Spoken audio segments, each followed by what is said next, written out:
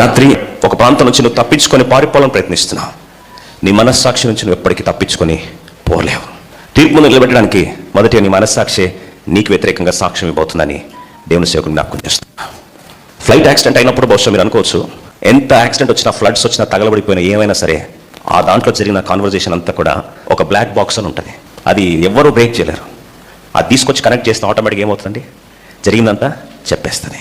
మనిషి తయారు చేసిన ఎయిర్ క్రాఫ్ట్కే బ్లాక్ బాక్స్ ఉంటే, ఒకసారి హార్డ్ డిస్క్ ప్రాబ్లం వస్తే మన చర్చ్ది రిపేర్ కొరకు పంపించాను. అది 1 TB హార్డ్ డిస్క్.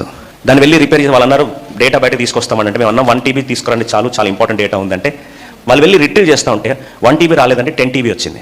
మేము షాక్ అయ్యాం. సైజ్ కెపాసిటీ ఎంత? 1 TB. డేటా ఎంత వచ్చింది? 10 TB. ఎట్లయిందంటే వాళ్ళు అన్నారు, బ్రదర్ డేటా అనేది మనం డిలీట్ చేస్తే డిలీట్ అయింది అనుకుంటున్నాం, కానీ అది డిలీట్ కాదు సార్ అన్నారు.